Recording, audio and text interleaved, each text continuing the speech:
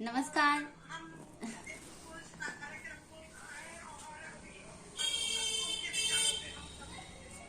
नमस्कार। बहुत बहुत बहुत बहुत आभार अलका जी आमंत्रित करने के लिए। मैं संतोष खन्ना जी और सुमन जी और राजेश जी को भी बहुत बहुत आभार व्यक्त करती हूँ। मैंने आप सबके बहुत सुंदर विचार भी सुने हैं। 8 मार्च जो अंतर्राष्ट्रीय महिला दिवस के रूप में मनाया जाता है वो तो बहुत बात की बात है। पहले अगर हम अपनी नायिका माने तो भारतीय समाज में जो दलित महिलाओं की एक बहुत बड़ी क्रांति कहेंगे, चन्नार क्रांति हुई थी, और जिसमें जो दलित महिलाएं थी उन्होंने स्तन ढकने के अधिकार की लड़ाई लड़ी थी और उसके लिए उन्हें अपने प्राणों तक की आहुति देनी पड़ी थी।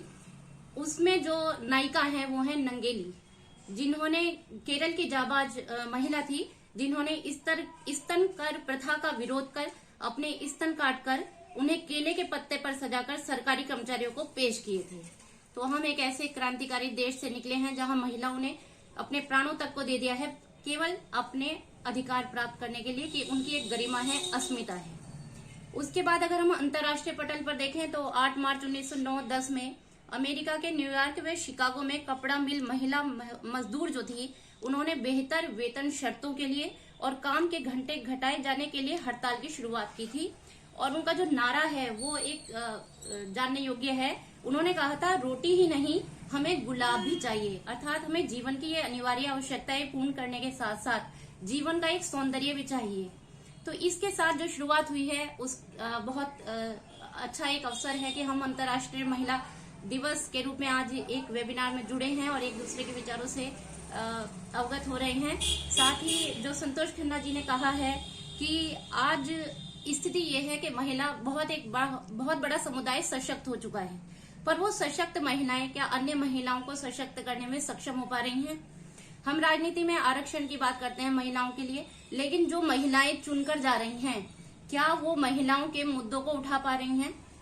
देखने में ये आता है कि वो परस्पर जो आरोप प्रत्यारोप है उसमें तो बहुत मुखर हैं, लेकिन जो समाज में महिलाओं की स्थिति है उसको लेकर ना वो संसद में उतनी मुखर रह पाती हैं और पार्टीगत भी बहुत सारे पूर्वाग्रह रहते हैं कि मेरी पार्टी अगर सत्ता में है तो मैं उस मुद्दे को नहीं उठाऊंगी। तो इन बातों पर महिलाओं को, जो महिला सांसद है, विधायक है, उन्हें विचार करना चाहिए कि आप महिलाओं की ओर से उनका प्रतिनिधित्व करें। आप किस पार्टी के हैं इसे ना देखें, तो तब एक सशक्त महिला जो है वो अन्य जो महिलाएं हैं जो दुर्बल हैं, पीड़ित हैं, उनको एक सशक्तता की ओर ले जा पाने में सक्षम हो पाएंगी। मैं अपनी एक कविता जो मैंने लिखी हुई है, जो एक अपने ही अनुभव पर थी, क्योंकि हम उसमें सेल्फ फाइनेंस कॉलेज में थे। तो एक बार एग्जाम ड्यूटी की बात थी, तो मेरे साथ एक शिवानी मैडम हैं वो थे। तो हम लोगों ने रखा कि हमें थोड़ा सा ये दिया जाए कि हम समय से पहुंच पाए, क्योंकि हम दूर से पहुंचते थे। तो हमारे जो प्रिंसिपल सर थे कहने लगे, जब इमरती चाहिए होती है तो सबसे आगे होती हैं महिलाएं, और जब ड्यूटी की बात होती है तो पीछे होती हैं। तो बड़ी मुझे अनुभव हुई। मैंने कहा ऐसी तो कोई बात नहीं है, महिलाएं तो हर कार्य में आगे रहती हैं। थोड़ी सी ये बात थी क्योंकि हमें बस से जाना होता था और बस का कोई समय नहीं होता, तो एग्जाम ड्यूटी में हम चाहते थे कि समय से पहुंच पाए, तो हमें सुबह की ड्यूटी से थोड़ा सा दिन और शाम की ड्यूटी दे दी जाए। तो इस पर ही मैंने ये कविता लिखी थी।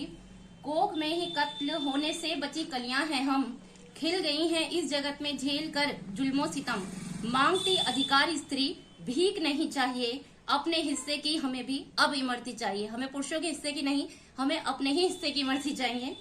पितृ सत्ता के इशारों पर नचाई स्त्री, देह की ही कोठरी में बंद कर दी स्त्री, पितृ सत्ता की नौटंकी बंद होनी चाहिए, अपने हिस्से की हमें भी अब इमरती चाहिए।